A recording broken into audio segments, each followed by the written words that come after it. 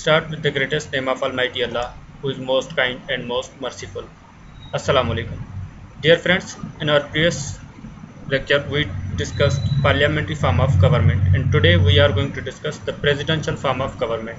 But before going to discuss the presidential form of government, I am again going to inform you, please never pronounce it the presidential form of state or parliamentary form of state. These are not forms of state, these are forms of government.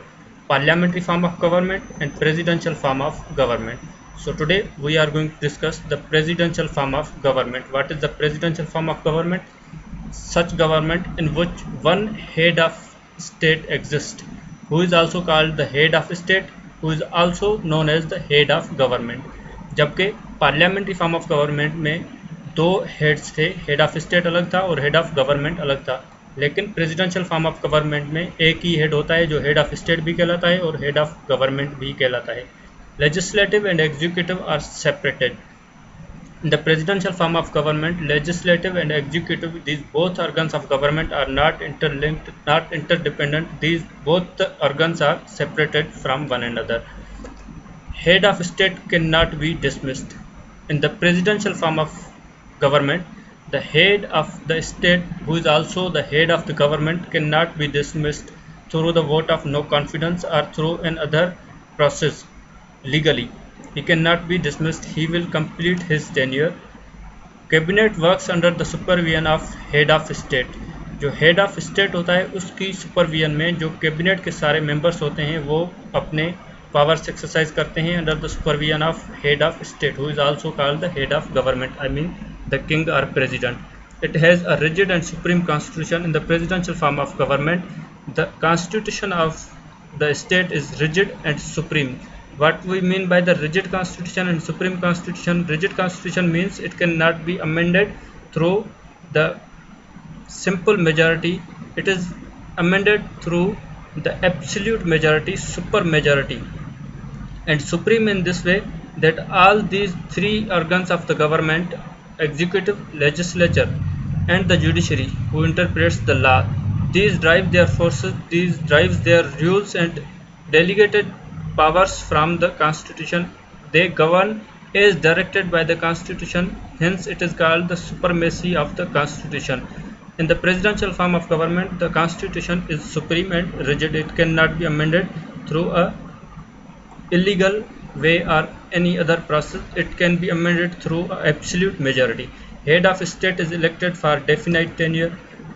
In the presidential form of government, the head of the state, who is the head of government also, he is elected for a definite tenure and he will not be dismissed until he completes his tenure of government. Head of state can appoint or dismiss any member of cabinet. जो head of state होता है, जो head of government भी हम जिसको कहते हैं, वो dismiss कर सकता है किसी भी कैबिनेट के मेंबर को, किसी भी मिनिस्टर को वो डिसमिस कर सकता है without any reason, without any giving argue, और at any time he can dismiss any of his member from his cabinet. तो इससे पूछने वाला कोई नहीं होता, ये खुद मुख्तियार होता है और जिसको चाहे ये रखे, जिसको चाहे उसको डिसमिस कर सकता है, इससे कोई जवाब नहीं तलब किया जाता। Judiciary control executive and legislature. In both presidential form of government and parliamentary form of government, judiciary is independent and judiciary controls the executive as well as the legislature through their laws. Head of state cannot dissolve assembly. In the parliamentary form of government, head of state, who was the super head of the state, I mean the prime minister, he can dissolve the lower house, means assembly. But in the presidential form of government, the head of state cannot dissolve the assembly. He has not the power to dissolve the assembly in any situation. He cannot dissolve the assembly. Cabinet is accountable to head of state for its policies and actions. The cabinet means the members of that government. जो भी members होते हैं, जो भी ministers होते हैं, वो सारे accountable होते हैं, जवाबदेह होते हैं head of state को। अपनी जो भी पॉलिसीज़ वो बनाएंगी उसके भी जवाबदेह होंगी और जो भी वो एक्शंस करेंगी उसके भी जवाबदेह होंगी। किसको? हेड ऑफ स्टेट को। in the presidential form of government. President serves as nominal executive as well as the chief executive. जो प्रेसिडेंट होता है, जो हेड ऑफ स्टेट भी होता है और हेड ऑफ गवर्नमेंट भी होता है, तो वो नॉमिनल एग्जीक्यूटिव भी होता है, हेड होता है, और चीफ एग्जीक्यूटिव भी होता है जो सारे पावर्स एक्सरसाइज करता है। तो ये है presidential form of government. Coming to the merits of presidential form of government के कौन से मेरिट्स हैं प्रेसिडेंशियल फॉर्म ऑफ गवर्नमेंट के।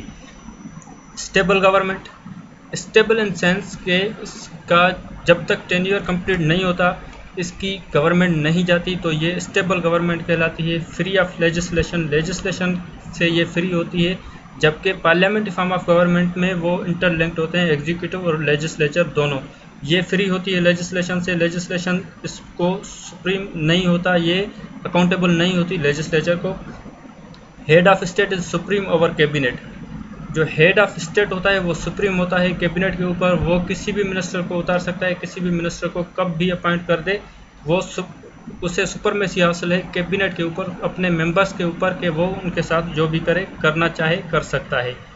क्विक डिसीजन मेकिंग, अब जाहिर सी बात है एक ही बंदे के पास हैं सारे पावर्स, तो वो स्टेट के जो भी मसाइल हैं, जो भी प्रॉब्लम्स होंगे, उन पे क्विक डिसीजंस ले सकता है। लेकिन डिसीजंस के हवाले से कैबिनेट इसको आगाह करेगी, कैबिनेट इसको सजेस्ट करेगी, लेकिन वो इसको कंपेल नहीं कर सकती through any process that he should take their advice. वो एडवाइस ले चाहे न ले, जो हेड ऑफ स्टेट है प्रेसिडेंशियल फॉर्म ऑफ गवर्नमेंट में, वो एडवाइस लेता है कि नहीं लेता, वो उसके ऊपर है। जबकि उसके मेंबर्स जो हैं, जो कैबिनेट के मेंबर्स हैं, गवर्नमेंट के जो मिनिस्टर्स हैं, वो उसे कंपेल नहीं कर सकते कि आप ये पॉलिसी अपनाएं, ये एडवाइस आपको लेनी चाहिए या नहीं लेनी चाहिए, वो उसको बाय फोर्स कंपेल नहीं कर सकते। हाँ, लेकिन सजेस्ट कर सकते हैं, अगर हेड ऑफ स्टेट जो है वो अगर उनकी एडवाइस मान लेता है तो ठीक है, otherwise he can do whatever he wants. So in this sense, quick decision making government is, this is called. It is rigid. How it is rigid? It has the fixed tenure. So in this way we can say that it is a rigid form of government. Continuity of policy, वो जितना भी उसका tenure है वो अपना tenure complete करती है, तो इसीलिए जो इसकी पॉलिसी है वो भी कंप्लीट होती है और ये भी कंटिन्यू रहती है जब तक इसका रूल रहता है, जब तक इसका टेन्योर होता है। जबकि पार्लियामेंट्री फॉर्म ऑफ गवर्नमेंट में कभी भी कोई भी पॉलिसी जो है वो चेंज हो सकती है। क्यों? क्योंकि एक तो उसको कंपेल करते हैं अपने कैबिनेट के जो मिनिस्टर्स होते हैं, वो अगर वो उनकी नहीं सुनेगा तो जो कैबिनेट के मेंबर्स होंगे वो उससे अलहदा हो जाएंगे, इख्तलाफ कर जाएंगे, एक कन्फ्लिक्ट आ जाएगा। तो एक तो वो इसीलिए पॉलिसी नहीं बना सकता, और दूसरा कि लेजिस्लेचर में अगर वोट ऑफ नो कॉन्फिडेंस पास हो जाता है तो उसकी जो पॉलिसीज़ हैं वो ख़त्म हो जाती हैं, क्योंकि उसकी गवर्नमेंट को ओवरथ्रू किया जाता है। इसीलिए इसको कहा जाता है कि जो पॉलिसीज़ हैं वो अपना नहीं सकता पार्लियामेंट्री फॉर्म ऑफ गवर्नमेंट में, जबकि प्रेसिडेंशियल फॉर्म ऑफ गवर्नमेंट में इसकी कंटिन्यू रहती हैं पॉलिसीज़ जब तक इसकी गवर्नमेंट रहती है। Coming to the demerits of presidential form of government, absolute separation of powers. Montesquieu ने सेपरेशन ऑफ पावर्स की थ्योरी दी थी, लेकिन वो सेपरेशन ऑफ पावर्स जो थी वो कौन से ऑर्गन्स के बीच में थी? गवर्नमेंट के बेसिकली 3 ऑर्गन्स होते हैं, एग्जीक्यूटिव, लेजिस्लेचर और जुडिशरी। ये 3 ऑर्गन्स हैं। मॉन्टेस्क्यू ने ये थ्योरी दी थी कि अगर इन 3 ऑर्गन्स में से कोई भी 2 या इनमें से तीनों ऑर्गन्स जो हैं एक ही ग्रुप या एक हेड के पास आ जाते हैं, तो जो इंडिविजुअल्स की लिबर्टी है वो लिबर्टी बाकी नहीं रहती।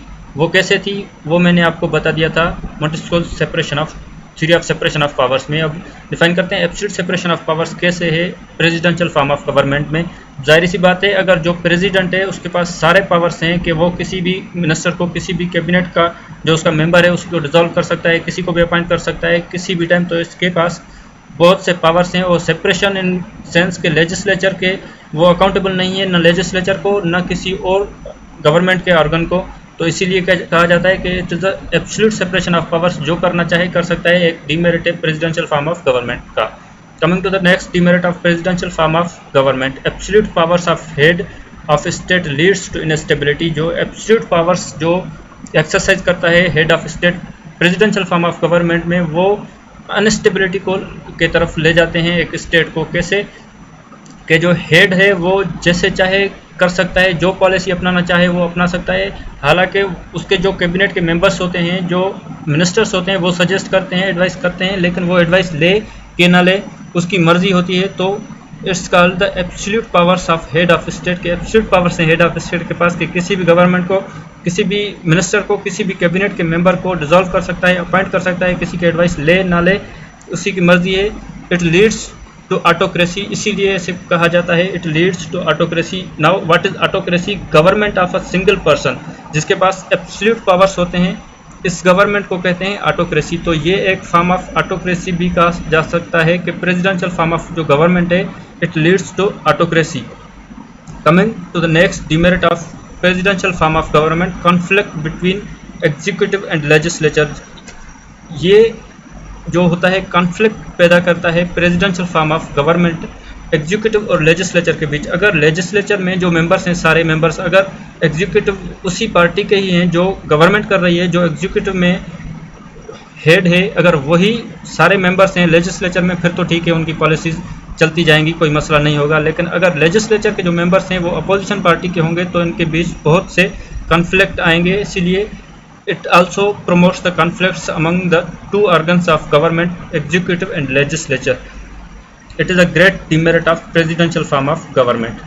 So concluding our today's topic, what is presidential form of government, what is parliamentary form of government, what are the differences among these both the forms of government।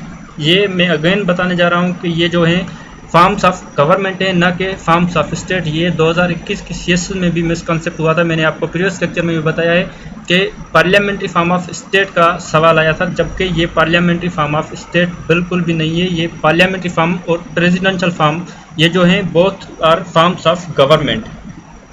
अब क्या differences हैं वो differences थोड़ा short में ही define कर लेते हैं। जबकि पार्लियामेंट्री फॉर्म ऑफ गवर्नमेंट पे पहले ही एक वीडियो मौजूद है। तो जो पार्लियामेंट्री फॉर्म ऑफ गवर्नमेंट होता है, एक मेन डिफरेंस ये है कि वो अकाउंटेबल होता है टू द पार्लियामेंट वो अकाउंटेबल होता है, वो इंटरलिंक्ड होता है पार्लियामेंट के साथ। जबकि प्रेसिडेंशियल फॉर्म ऑफ गवर्नमेंट जो होता है वो अकाउंटेबल नहीं होता लेजिस्लेचर को, लेकिन वो सुप्रीम होता है, उसके पास अपने सॉवरेन पावर्स जो उसको कॉन्स्टिट्यूशन देता है वो एक्सरसाइज करता है। ये मेन डिफरेंस है। एक दूसरा डिफरेंस है ड्यूअल एग्जीक्यूटिव होती है पार्लियामेंट्री फॉर्म ऑफ गवर्नमेंट में। जो पार्लियामेंट्री फॉर्म ऑफ गवर्नमेंट होता है उसमें दो हेड्स होते हैं, एक हेड ऑफ स्टेट होता है, दूसरा हेड ऑफ गवर्नमेंट होता है। जो हेड ऑफ स्टेट होता है उसे हम प्रेसिडेंट या किंग कहते हैं। जो हेड ऑफ गवर्नमेंट होता है चीफ एग्जीक्यूटिव, यानी कि जिसको हम प्राइम मिनिस्टर भी कहते हैं। वो दो हेड्स होते हैं पार्लियामेंट्री फॉर्म में। जबकि प्रेसिडेंशियल फॉर्म में एक ही सिंगल एग्जीक्यूटिव हेड होता है, जो हेड ऑफ स्टेट भी होता है और हेड ऑफ गवर्नमेंट भी होता है। इसका नेक्स्ट जो है वो है कि factor cabinet is from parliament. जो पूरी की पूरी पार्लियामेंट्री फॉर्म ऑफ गवर्नमेंट में कैबिनेट होती है, जो भी मिनिस्टर्स होते हैं, या हालांकि हेड ऑफ स्टेट भी जो होता है वो सारे के सारे मेंबर्स होते हैं लेजिस्लेचर के। जबकि प्रेसिडेंशियल फॉर्म ऑफ गवर्नमेंट में ऐसा नहीं है, वो बिलोंग नहीं करते, वो ऑर्डिनरी होते हैं, वो अलग होते हैं, वो मेंबर्स नहीं होते लेजिस्लेचर के। जबकि लेजिस्लेचर के सारे मेंबर्स ही गवर्नमेंट बनाते हैं पार्लियामेंट्री फॉर्म ऑफ गवर्नमेंट में। पार्लियामेंट्री फॉर्म ऑफ गवर्नमेंट में फिक्स्ड टेन्योर नहीं होता, जब चाहे उसको वोट ऑफ नो कॉन्फिडेंस अगर एक्सेप्ट कर दिया जाता है लेजिस्लेचर की तरफ से तो उस गवर्नमेंट को ओवरथ्रू किया जा सकता है। लेकिन जो प्रेसिडेंशियल फॉर्म ऑफ गवर्नमेंट है उसमें वोट ऑफ नो कॉन्फिडेंस के तहत किसी भी कैबिनेट को, किसी भी गवर्नमेंट को ओवरथ्रू नहीं किया जा सकता जब तक उसका टेन्योर पूरा नहीं हो जाता। तो इसलिए और इसका नेक्स्ट डिफरेंस जो है वो ये है कि पीएम जो होता है पार्लियामेंट्री फॉर्म ऑफ गवर्नमेंट में, जो हेड ऑफ गवर्नमेंट होता है वो डिसॉल्व कर सकता है असेंबली। जबकि प्रेसिडेंशियल फॉर्म ऑफ गवर्नमेंट में प्रेसिडेंट के पास ये पावर्स नहीं होते कि वो असेंबली को डिसॉल्व कर सके। तो ये कुछ डिफरेंसेस थे पार्लियामेंट्री फॉर्म ऑफ गवर्नमेंट और presidential form of government. See you soon in the next lecture. तब तक के लिए मुझे दें इजाज़त। Thank you. अल्लाह हाफिज़।